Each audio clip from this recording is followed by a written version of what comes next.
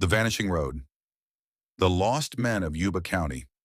On the evening of February 24th, 1978, five friends from Northern California climbed into a turquoise and white Mercury Montego and set off toward a college basketball game. They laughed, they teased each other. They had no idea that before dawn, they would vanish. In the months that followed, four of them would be found dead, frozen and starved in one of the most remote stretches of wilderness in the entire state. The fifth man was never seen again. For decades, the story of the Yuba County Five has haunted investigators, families, and true crime enthusiasts alike. A case that should have been simple, a wrong turn, a car stranded in snow, turned into one of California's most chilling, unsolved mysteries. But tonight, we'll go deeper. Because in the years since the tragedy, a new trail of information has emerged. Details overlooked, voices ignored, and one journalist who claims the truth has been hiding in plain sight all along. This is the story of friendship, confusion, fear, and the wilderness that swallowed five young men whole. The five friends before the world began calling them the Yuba County Five. They were simply five young men, each with a family, each with small dreams that made up the rhythm of small-town life. There was Ted Wire, 32 years old, tall, gentle, always smiling, sometimes lost in his own thoughts. His friends said he had a heart of gold, but he was easily influenced. Then Jackie Hewitt, 24, the youngest, and perhaps the most childlike. He loved jokes, candy, and anything to make people laugh. Jack Madruga, 30, the only one with a driver's license that night, an Army veteran who took pride in his car. He'd polished that Mercury Montego until it gleamed like ice. Bill Sterling, 29, was the quiet caretaker. He spent his free time volunteering at hospitals, reading to patients. And Gary Mathias, 25, was the unpredictable one, bright, clever, and troubled. A former Army man who had struggled with mental health but had found stability again, thanks to his friends. Together, they were inseparable. They played basketball on local teams for the mentally disabled, attended church picnics, and spent long evenings listening to the radio in their parents' living rooms. On February 24th, they were excited. Their team, the Gateway Gators, had an upcoming tournament, and that night's college basketball game in Chico was supposed to be a celebration before their big day. The journey begins. At around 5:30 p.m., they piled into Jack Madruga's Montego, Jack at the wheel, Gary up front, the others in back. They were heading north to Chico, about 50 miles away. It was a crisp, cold evening. Ted joked about the snacks they'd get for the road. Bill insisted they shouldn't be late. Gary made everyone laugh with impressions of their basketball coach. At 8 p.m., they arrived at the game. A lively college crowd, bright lights, the squeak of sneakers on polished wood.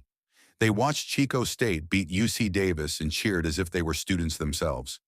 Afterward, they stopped by Bayer's Market, a small store near the highway.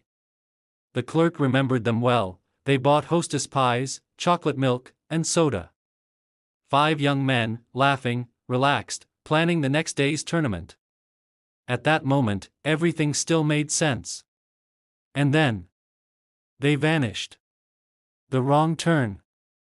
When the families woke the next morning, the phone lines buzzed with confusion. None of the boys had come home. Their beds were untouched. Their parents' cars still in driveways, waiting. By that afternoon, police were notified. Search teams began checking the route between Chico and Yuba City, but there was no sign of the car. No accident. No breakdown. Nothing. For days, snow fell across the mountains north of Oroville, burying the roads. Then, on February 28, a forest ranger spotted something, a flash of turquoise metal buried beneath snowdrifts on a remote logging road in the Plumas National Forest. It was the Montego. 70 miles away from their intended route. The car in the woods. The vehicle was in good condition. Keys gone, but the gas tank half full. No sign of damage, no struggle, no broken glass. Inside, police found the snacks from Bayer's Market, half eaten. Candy wrappers. A folded road map. And nothing else. No footprints beyond the car. No trail leading away. Just deep snow and silence. Investigators were baffled. Why would 5 men, none of them dressed for cold weather, drive into the mountains, along a dark forest road miles from any town? Sheriff's deputies speculated they might have been lost or chased. But nothing about the car suggested panic. The doors were unlocked. Windows up. Almost as if they had simply stepped out and walked away. The first theories. The families refused to believe it. Jack's mother insisted her son would never abandon his car. Ted's brother said they must have been tricked or forced up there by someone. But who? No suspects. No evidence. And for months, no bodies. The case went cold, frozen under the heavy snow that blanketed the Sierra Nevada mountains. Soft wind sound, faint echoing piano. The story might have ended there, just another disappearance swallowed by the wild. Until June 1978, when the snow finally melted.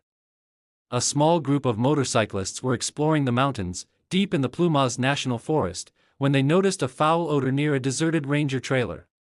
The building was miles from any main road. Its windows were broken, the door slightly ajar. Inside, they found the remains of a man. Wrapped in blankets. Laid out neatly on a bed. Next to him, a notebook. On the table, open cans of food. The man had starved to death. Even though, inside that cabin, there was enough food for 5 men to survive an entire year. The body was identified as Ted Weiher.